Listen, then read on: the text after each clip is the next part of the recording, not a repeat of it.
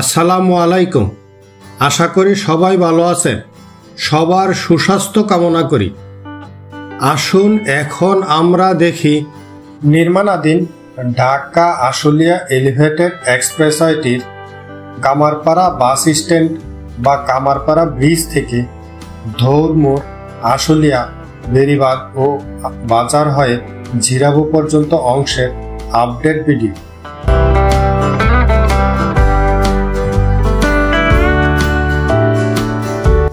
আপনাদের আহ্বান জানাবো চ্যানেলটি সাবস্ক্রাইব করে পাশে থাকবেন এবং কমেন্টে আপনাদের মূল্যবান মতামত জানাবেন।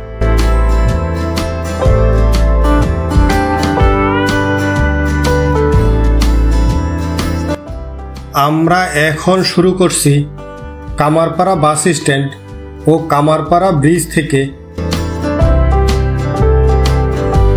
ঢাকা আশুলিয়া এলিভেটেড এক্সপ্রেসওয়েটি কামারপাড়া থেকে ধৌরমোড় পর্যন্ত অংশের কাজের অগ্রগতি সবচেয়ে বেশি। এই অংশের সব piling, pile cap, pier cap ইতিপূর্বে শেষ করা হয়েছে।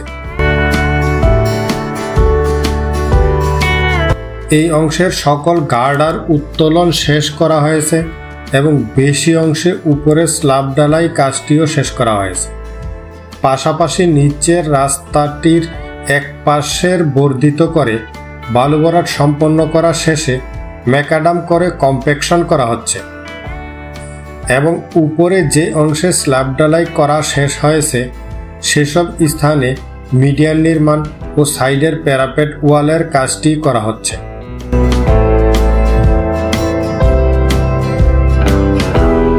ঢাকা আশুলিয়া এলিভেটেড এক্সপ্রেসওয়ে প্রকল্পটি সাভার ইপিজেড হতে আশুলিয়া, বাইপাইল, আবদুল্লাপুর হয়ে হজরত শাহজালাল আন্তর্জাতিক বিমানবন্দর পর্যন্ত নির্মাণাধীন ঢাকা এলিভেটেড এক্সপ্রেসওয়ে প্রকল্পটির সাথে সংযুক্ত হবে। ঢাকা আশুলিয়া এলিভেটেড এক্সপ্রেসওয়ে ও ঢাকা এলিভেটেড এক্সপ্রেসওয়ে দুটি এলিভেটেড এক্সপ্রেসওয়ে পরস্পর সংযুক্ত হলে যাত্রাবাড়ির কুতুবখালী থেকে বাইপাইলের ইপিজেড পর্যন্ত প্রতিটি গাড়ি সরাসরি যাতায়াত করতে পারবে। দ্রুতগতির উড়াল সড়কের এই পথের মোট দূরত্ব দাঁড়াবে ৪৪ কিলোমিটার। এই স্থানে দেখা যাচ্ছে এলিভেটেড এক্সপ্রেসওয়ের নিচে একটি গোল চত্বর নির্মাণ করা হচ্ছে।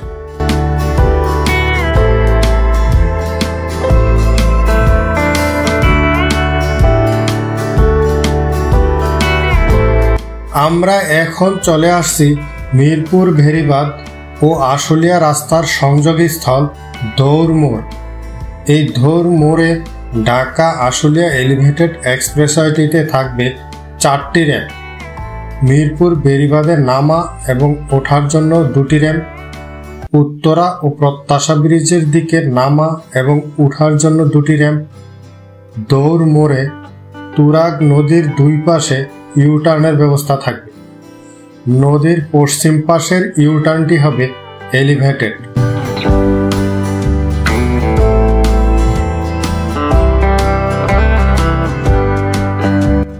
আমরা এখন ধৌরমোড় থেকে আশুলিয়া বাজারের দিকে যাচ্ছি। ঢাকা আশুলিয়া এলিভেটেড এক্সপ্রেসওয়েটি ধৌরমোড় থেকে আশুলিয়া বাজার পর্যন্ত অংশটি হবে সবচেয়ে আধুনিক ও দৃষ্টিনন্দন। এই অংশের কাজ শেষ হলে বিদ্যমান নিচের রাস্তাটি আর থাকবে না। মিরপুর বেরিবাদের নিকট তুরাগ নদীর পশ্চিমে একটি, আশুলিয়া বাজারের নিকট তুরাগ নদীর পূর্ব পাশে একটি, মোট 2টি এলিভেটেড ইউটার্ন থাকবে এবং ধৌরমোড় ও আশুলিয়া বাজারের মাঝামাঝি নির্মাণ করা হবে আশুলিয়া এলিভেটেড এক্সপ্রেসওয়েটির সবচেয়ে বড় ও প্রযুক্তি নির্ভর টোল প্লাজা। 2টি এলিভেটেড ইউটার্ন ও এলিভেটেড অংশের টোল প্লাজা মিলে এই স্থানটি সবার নজর কাড়বে।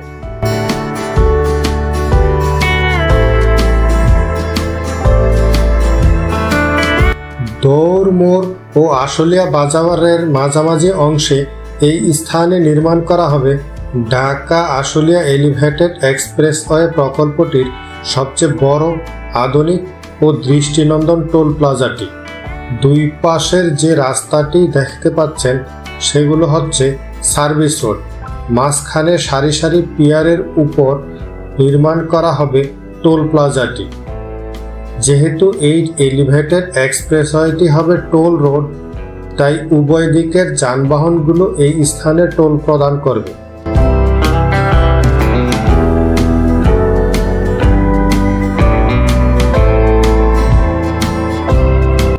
ঢাকা আশুলিয়া এলিভেটেড এক্সপ্রেসওয়ের মূল দৈর্ঘ্য 24 কিলোমিটার। এর সঙ্গে থাকবে 14টি র্যাম্প। 14টি র্যাম্পের দৈর্ঘ্য 10.83 কিলোমিটার। প্রকল্পের অংশ হিসেবে থাকছে নবীনগরে 1.95 কিলোমিটার উড়াল পথ এবং আশুলিয়া ধৌর বেড়িবাঁধে 2.72 কিলোমিটার সেতু। সেতুর ফলে আশুলিয়া বিলে আর কোনো বাধা থাকবে না। এতে তুরাগ নদী ও বিলের পানি প্রবাহে আর কোনো বাধা থাকবে না। প্রকল্প এলাকায় থাকবে 14.2 কিলোমিটার সড়ক এবং 18 কিলোমিটার ড্রেনেজ ডাক্ট।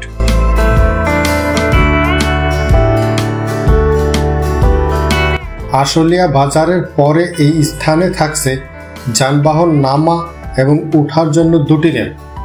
এখানে দেখা যাচ্ছে ডান দিকের এলিভেটেড এক্সপ্রেসওয়েতে উঠার র্যাম্পের বালু ভরাট কাজটি শেষ করা হয়েছে এবং বাম দিকে এলিভেটেড এক্সপ্রেসওয়ে থেকে নামার র্যাম্প এর অ্যাপ্রোচের কাজটি নিচ থেকে শুরু করা হয়েছে।